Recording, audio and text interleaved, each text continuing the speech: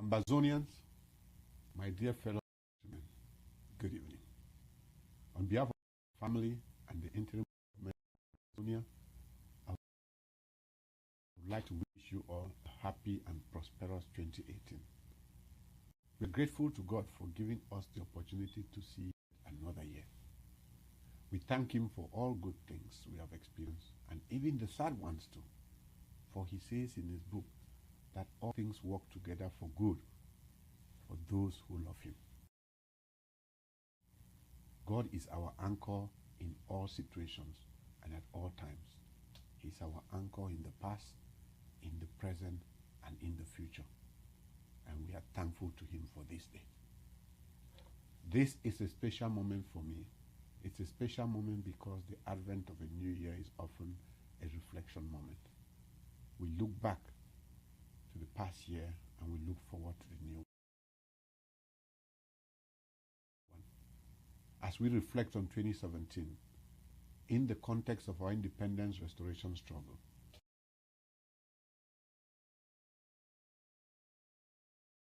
it is important to address a number of key questions. How we got here in the first place, what the interim government is doing to actualize the independence of Ambazonia, what goals do we have, what goals have we achieved, what challenges do we face, and what is the way forward. We're looking forward to 2018. In this context, I would like to make use of the opportunity to address our ongoing direct action to fully actualize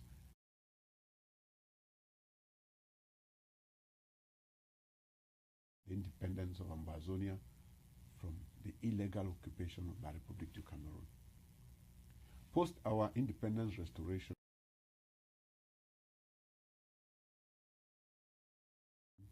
declaration, you called for the formation of an interim government to coerce and to channel our efforts aimed at running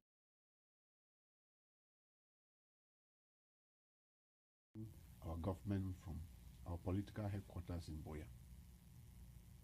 You now have one of the most dynamic and transparent interim governments, and some of the most committed Ambazonians who will remain focused on delivering great results until we get to Buea. Your Restoration Council or Parliament is also being constituted as we speak, and its members will be announced to you very shortly. We are very mindful of your expectation that it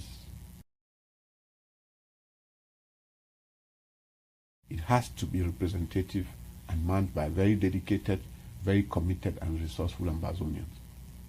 The goal of this dedicated group of men and women, that of our ambassadors, the goal of our frontline leaders, that of our country leaders and all leaders for that matter, of our restoration train, is to lead all Ambazonians to total freedom to Buea.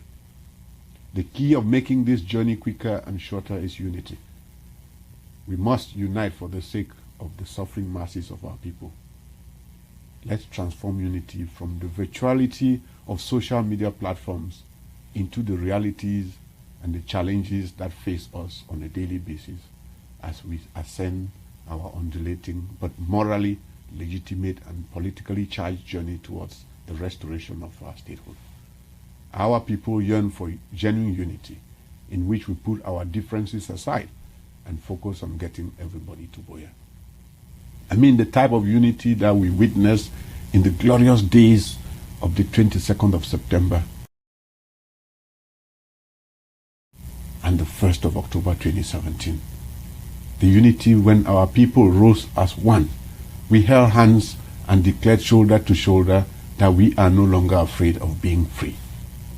I mean that unity that we demonstrated, each of us, by every one of us, from every little corner across our land, from the borders of Nwa to Akwaya and down to Bakassi, from the hilltop of Oku to the plains of Ndop, from the shorelines of Victoria to the mighty Mount Fako. Yes, that unity from the heartland of Manyu, where our people have shown tremendous resolve, and to the banks of the river Mungo, where even nature reminds us that we no longer belong together. This is a patriotic call, and I appeal we heed to this call. How did we get here, my brothers and sisters, fellow Ambazonians? In 1953, the British Southern Cameroonians, our representatives in the Eastern House of Assembly in Enugu, seeking self-autonomy, declared benevolent neutrality, and they walked out of that House of Assembly. This marked the birth of the fight for an independent Southern Cameroons, the land and the territory that God has blessed us with to live and to raise our children happily. Since then till date, we have never gained that unconditional independence. Our land has been illegally occupied, our resources indiscriminately exploited, and our people assimilated and marginalized in political, in economic and social spheres, in a strange union with La République du Cameroon, a union that never was since 1961. For more than half a century, we have been deprived of our inalienable right to life, our right to liberty, and our pursuit of happiness. Looking back, I am thinking of major political figures like Dr. Emmanuel Mbela Lifafa Ndele, like John Gufoncha, like Solomon Tandeng-Mona, Augustine Gomjua. These people who believed in the vision of an independent Southern Cameroons. They fought till their dying times. I think of activists like Albert Mukong, who suffered brutal and inhumane treatment in the famous Kondengi prison for fighting injustice that engulfs Ambazonians within La République du Cameroon system. I think of statesmen like Ambassador Henry Fossum, whom I met only a couple of days ago. I think of Barrister from Goji Dinka, Molan Jolly Tumbe, Mfongalamfo, Augustine Dangam, and many others who have sacrificed their lives for the liberation of Ambazonia. I think of nationalists like Dr. Chuayaba, Dr. Ebenezer Akwanga, Bo Herbert, and a lot of us who live out seeking exile. They are all in exile fighting to free Southern Cameroon. I think of Supreme Court Justice Ayapo Labine, Barrister Felix Nkunwa Babala, Dr. Niba Fontaine, who endured the stinking prisons in Kondengi and the said for standing up to La République to ensure that the educational and the legal systems are consistent with our culture and our values. I cannot leave out my friend, Comrade Deacon Tassang Wilfred, Barrister Bob Gahamoni, Eyambe Elias, Shufai Blaisberni. They have stood up to this systematic assimilation. Our fathers and our patriots, you are the people who have brought us this far. If you don't remember why we are here, think of the students of the University of Buea who were raped, they were killed, they were arrested and bathed in sewage by armed forces of the Republic of Cameroon. Think of those protesting lawyers who were publicly beaten and humiliated by police officers, and their wigs and their robes have been seized. Think of when the Member of Parliament, our very own Honorable Wilbur Joseph, denounced La République's despicable repression of the university students in the rostrum, at the rostrum of the House of Assembly in Yaoundé.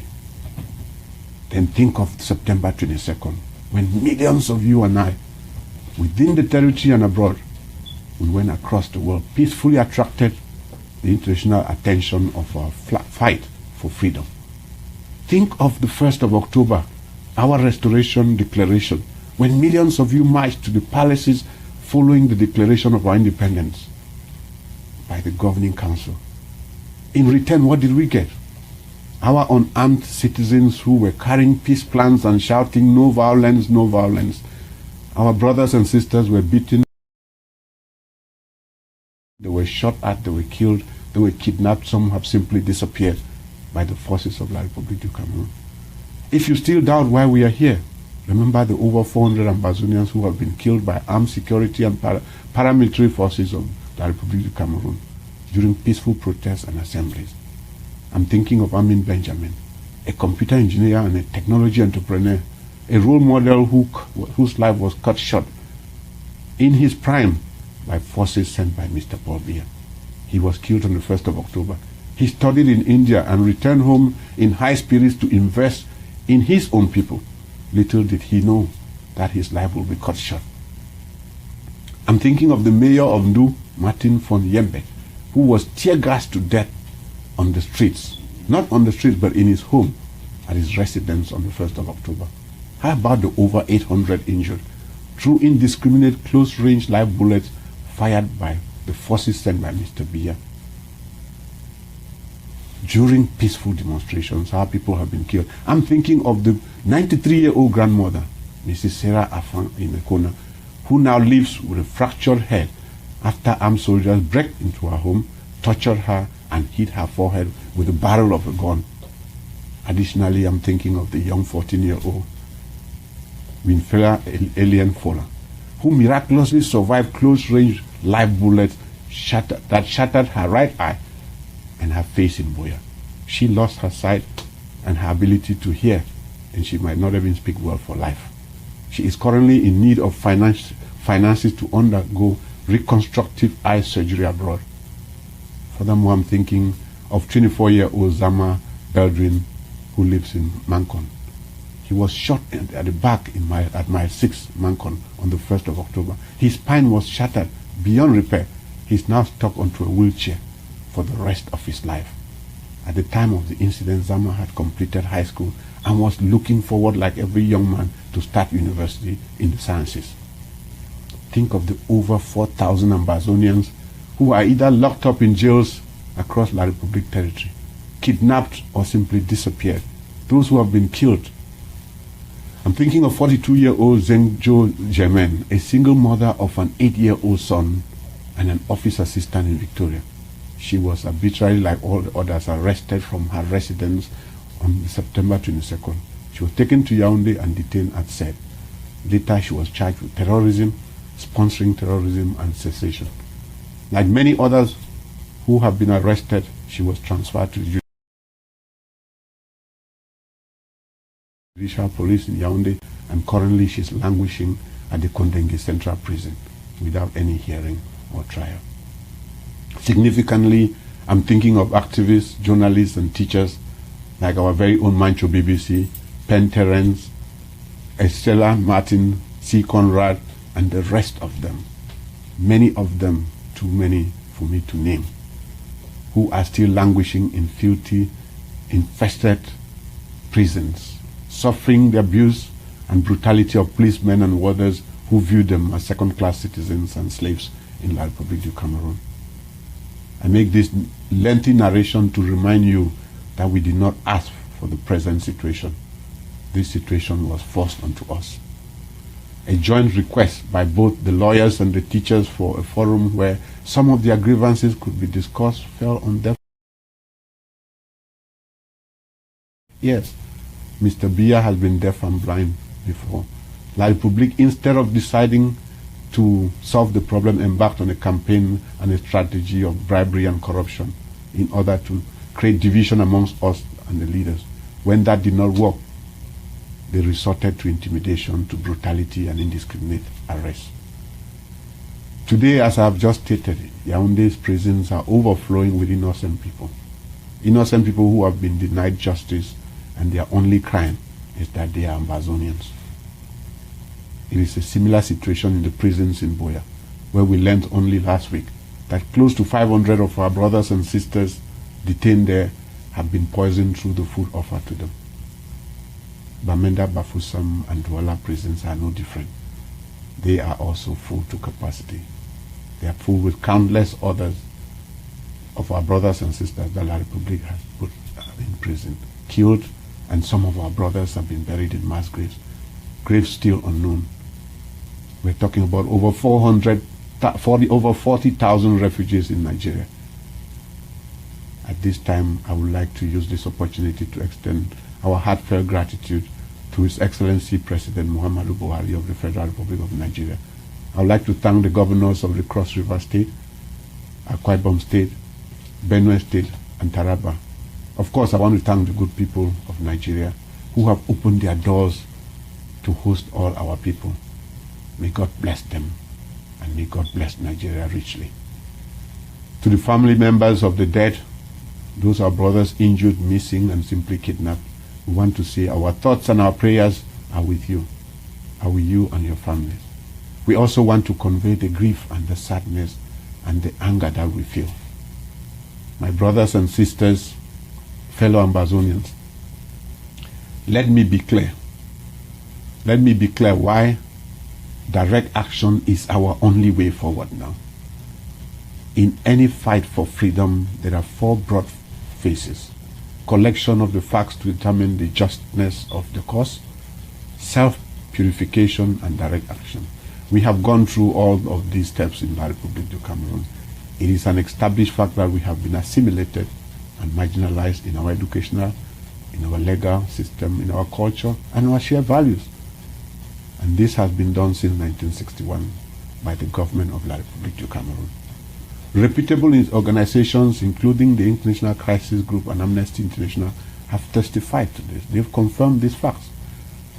Our Catholic and Protestant churches in Ambazonia territory, with over 80% fellowship across the nation, have documented these injustices and have offered practical recommendations to Mr. Biya and his government.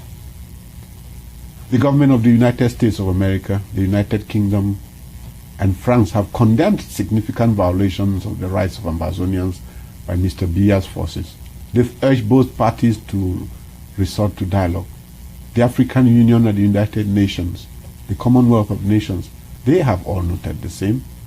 On the basis of these conditions, the Ambazonian leadership sought to negotiate with La Republique for a peaceful separation and a peaceful neighborly coexistence. As a first step, we took and pledged to call off a sit-in strike from schools throughout the territory on the 8th of January 2018. Yet, over 1 year since we started ghost towns and civil disobedience and peaceful protests, Mr. Biya has deliberately refused to even recognize our quest for autonomy, to acknowledge the problem, and he has failed morally to sympathize with the families of the innocent Ambazonians that his people have killed, they have injured, and those who are simply missing in action. Mr. Biya rather labeled us secessionists and got his spokesperson to call us terrorists and promised to shoot and kill all of us. To exacerbate this crisis, Mr. Biya declared war on over 8 million of our people on November 30th on our territory. My brothers and sisters, my fellow Ambazonians, it is now clear to all of us and to the international community that Mr. Biya and his country, La Republique du Cameroon and Ambazonia, are two separate people with defined internationally recognized territories. We have different justice systems, educational systems, and our social norms are totally different. These are hard and facts, and why we have an irreversible path to complete independence. Should Mr. Biya consistently refuse to engage in good faith negotiations, any separation through military confrontation will only end up in the kind of tense neighborliness that exists between Israel and Palestine. By waging war on us, Mr. Biya thought it was going to be easy, and he was going to break our backs and end our resolve and our fortitude to pursue our inalienable right to freedom and self-determination. Our youths have demonstrated the highest level of resilience and courage in the face of barbarism in the face of an immeasurable level of adversity. The resistance efforts demonstrated by our young men and women have taken Mr. Biya and his team by surprise. And his regime is truly embarrassed. I feel very privileged and proud that we are blessed with such youthful exuberance in Ambazonia. We have youths that would choose rather to die than live another day with a corrupt and oppressive regime like that of Mr. Biya. While we condemn violence, especially by Mr. Biya's team, this interim government stands with our youths and supports them of their right to self-defense. This is a universal human right protected under the charters of the United Nations. The forces of occupation in our territory, especially those deployed in Mamfe and the rest of Manu, are suddenly realizing that no matter how equipped and how trained an army can be, it cannot break the will of a people who have been incessantly deprived of human dignity and freedom for 56 years. Because of the bravery of our young men and women in resisting the foreign occupation of Mr. Biya, we are now hearing that mothers of soldiers sent to fight in Mamfe by La République du Cameroon are crying out loud. They are asking their children to defect from La République's army and not have to die fighting a senseless war against a peaceful people of Ambazonia. The other day we read Le Messager newspaper actually reporting that almost 700 armies of La République du Cameroon deployed to fight in this senseless war in Mamfe have defected from the army. They don't want to die fighting a meaningless war. If Francophones are defecting and refusing to fight, how much more do we expect of our own Ambazonian brothers and sisters who are still serving in that army? We would want you to go to war. Who would want you to go to war against your own brothers and sisters? My appeal to you is to come back home. Join us and let's fight a more worthy and dignified cause. Now, what is the vision of the interim government? Now, let me talk to you about our vision, direct action to independence. Our goal is to achieve recognition of Ambazonia as an independent, a democratic, sovereign state in the international community of nations. The interim government is working concurrently on 8 basic steps to restore full independence of Ambazonia. Number 1, we are a demonstrated cultural group. It is well established that Ambazonia is a unique cultural group, unique in education, legal, political. Running from the northern part to the southern region with 14 counties, Bakassi, Boyo, Bui, Donga Mantu, Fako, Kupe Maninguba, Lebialem, Manyu, Meme, Menchum, Mezam, Momo, Ndian, and Goketunja. Secondly, a history of institutional assimilation, annihilation, and marginalization by La République. There is no denying that Ambazonian, we have witnessed this marginalization since 1961. We are reminded of the actions of those before us, like the late Dr. John Gufunche, Prime Minister of West Cameroon and Vice President of the Republic of Cameroon, from October 1st, 1961 to May 1865.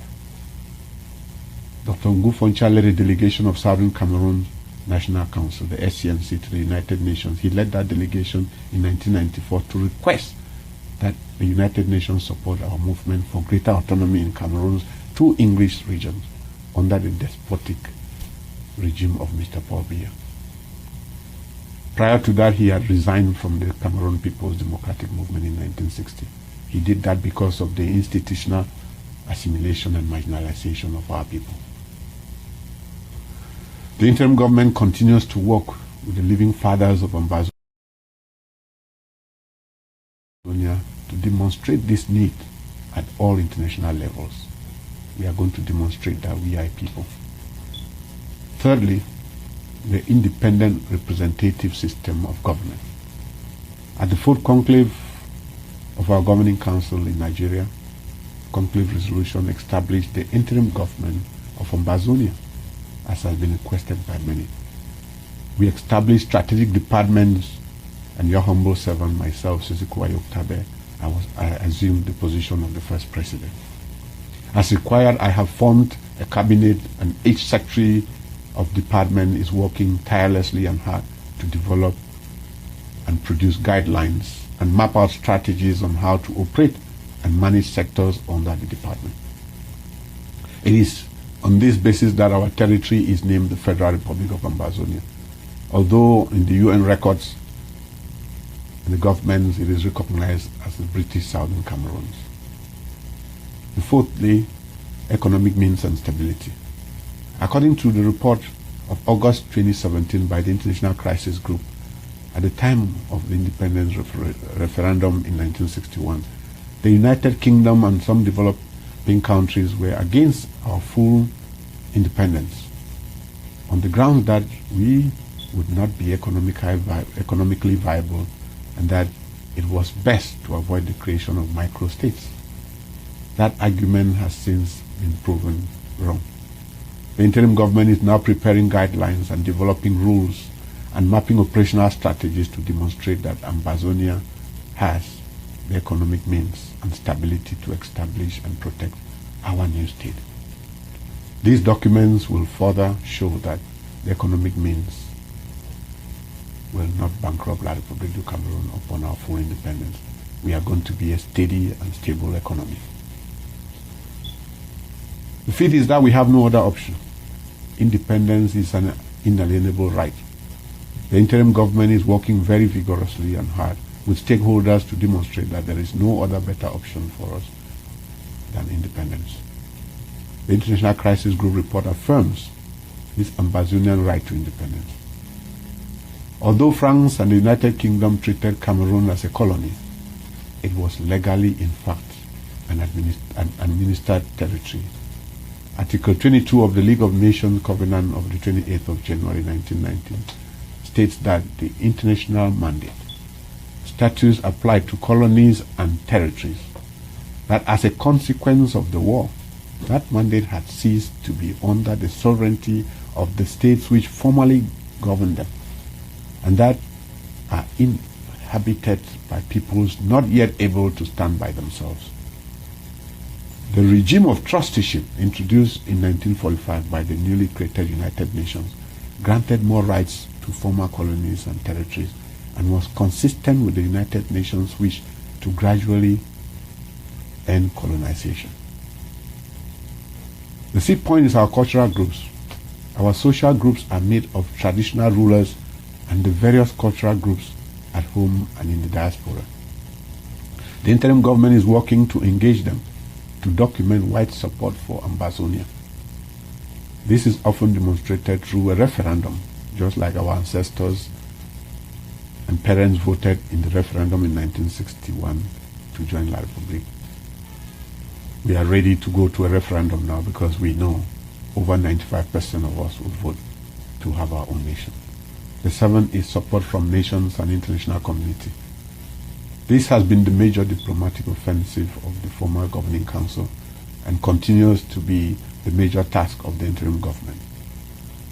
A comfortable support is said to be established when a government officially recognizes Ambazonia as a state and offers to host an embassy of Ambazonia. And on behalf of the people of Ambazonia, I would like to thank our German Prime Minister Anne Gekreich, member of the Parliament of the Free Voters Party in Germany, who has taken our case to the European Parliament. It is being discussed there, and we are hopeful that the people of Europe, the European Parliament, will call Mr. Biya to order. After Ambazonia is recognized by national governments that host our embassies and our referendum is endorsed by the African Union and the United Nations, then we would have achieved recognition of Ambazonia as an independent, democratic, sovereign state in the international community of nations. This vision underpins all our conversations and our direct actions. We are confident that we are going to make this year the year for recognition and homecoming. Fellow Ambazonians, looking forward, my priority will remain the economy. Our economy will be our lifeline. Without a strong economic base, our social models and welfare will be at risk. Last week, during a high-level meeting with our international partners and friendly nations, I was asked why I think we are ready for the restoration of our independence now. And they asked me what is the assurance that we could not possibly turn out to be another failed and violent state. I looked into the resilience in the eyes of our people, and I found the answers. Oh yes, I found the answers. We are ready for our independence because of the following three reasons. We are ready for our independence because of our human capital, because of our natural resources, and our political maturity. I understand amongst us, some of us would quickly say we are a people. We are not a people. We have a territory. We have our own government. But the obvious question that will come to mind will be, how sustainable will these people, will this government be? Let me assure you that our nation will be sustainable. It will be peaceful and it will be prosperous. The people of Southern Cameroon have one of the most educated population anywhere in the world. And I can state without fear that we can easily find a person with a college or high school education in almost every family, in every home in Southern Cameroon, in Ambazonia. The opportunities presented by our abundant natural resources are endless, from our fertile agricultural lands, timber, cocoa, coffee, tea, heavy gold, iron ore, bauxite, diamond, and of course oil. And the gas deposits, we have it all, and a hard-working people. We will be the bread basket, the food basket of our sub-region. I understand the uneasiness and the uncertainty of our brothers and sisters who are currently employed and working with the government of La République du Cameroon and the private institutions in Southern Cameroon. Yes, I have been in your shoes, and I feel the uncertainty in you. The questions that elude all of us in our dying need for this independence is how prepared we are for it. If this independence is granted to us tomorrow, then what next? We are going to call for our electricity.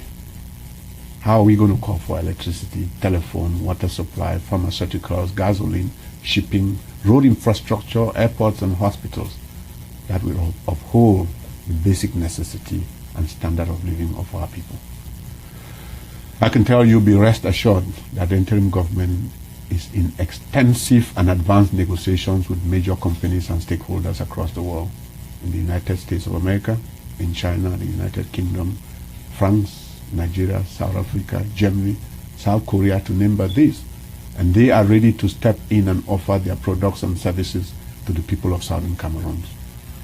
Be rest assured that there is a lot of work being done in the background, away from the noise and the frenzy of social media.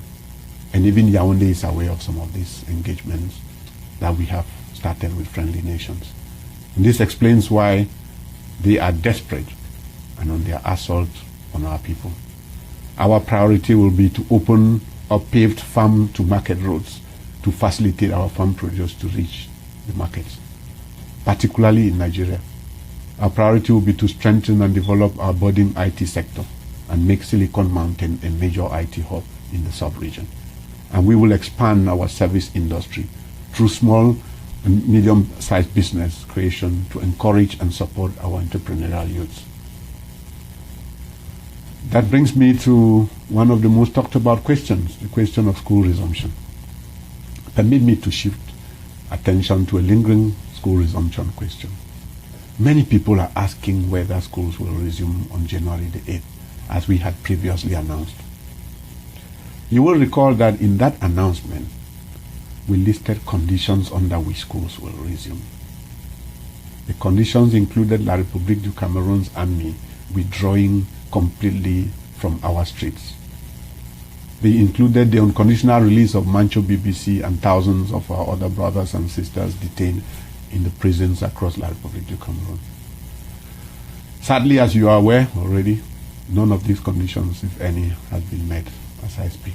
On the contrary, hundreds of our people continue to be massacred daily. We have more detainees in prisons today than we had before. The number is growing. The situation is worse than when we started. If we factor what is happening in Manyu into the picture, it gets even gloomier. In Manyu in particular, schools cannot reopen because every child, as I speak to you, most of the children are in refugee camps, forced from their homes by occupation forces, forced from their homes by Mr. Bia. Teachers are also in in refugee camps. How can schools start in Manyu? How can schools start anywhere for that matter? Many of the schools in Manyu and elsewhere in our territory have been burned down by soldiers or gendarmes of La République du Cameroon. As we recently saw them burning homes in Kembong or the market in Manfei. A good example is that of the government bilingual high school in Menji in the Bialem. These forces have consistently destroyed. They are destroying our system. Faced with this stark reality and handicap, we are asking ourselves, how can we say children should go back to school when most of the schools no longer exist? How can we say children should go back to school when they will be burnt alive in their sleep by the République du Cameroon's terrorist forces that have been sent to intimidate our people, just like they did to Presbyterian School, PSS Bafu? How can we say children should go back to school when they will be raped? Our daughters will be raped and children will be robbed daily by those same forces that Mr. Bia sent to us. How can we say our children should go back to school with such high level of insecurity on our streets, which are flooded with gendarmes and the military and the police?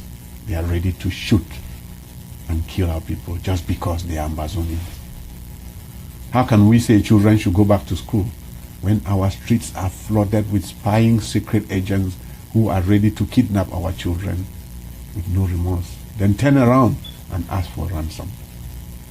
How can we ask our children to go back to school when Manfei and the rest of Manyu cannot go back to school? We know that that would be a manifestation of poor judgment. It would be a manifestation of recklessness, and above all, a show of lack of solidarity with our brothers and sisters. It would be an abuse of compassion, which is something we pride ourselves in. Therefore, I would like to seize this opportunity to reiterate the conditions under which our schools will resume. School resumption would be given a green light by the interim government. Immediately these conditions are fulfilled. The conditions remain the same. A total withdrawal of the troops from our streets, from our towns, from our markets, from our farms. If that withdrawal is done, the unconditional release of Mancho BBC and all other our brothers and sisters currently languishing, illegally detained in different detention centers across Mr. Bia's country, and some even in our own country. When these conditions are met, and the return of all refugees to the safety of their homes, and the commencement of compensation procedures for the physical and material damage inflicted on them and all other victims across Ambazonia. When these conditions are met, then the interim government is going to approve school resumption. Failure to do so, we are obliged, we are compelled to ask parents to keep their children at home for their own safety. It is a part of the numerous sacrifices that we are making, and we will pay for our freedom. But our freedom is gold. Our freedom is diamond. The good thing is that when schools will resume, and when all is said and done, those children will have a better quality education. They will have a future that is better than anything they have got so far. On the issue of the parliament, in the past 1 year, we have been appealing to our southern Cameroon's parliamentarians and senators to draw inspiration from what happened in 1953 at the Enugu House of Assembly. We're asking them to leave the Parliament of La République du Cameroon and return to Buea and join this struggle. It is their struggle. It is our struggle. So far, Honorable Joseph Wilbur has stood out and remains away from Yaoundé. Now the term of office of most of these people is over. Unfortunately, we know there will be no elections organized in our territory anymore by Mr. Bia or anybody like him. Our invitation, therefore, is that our people should our representatives should turn and come home.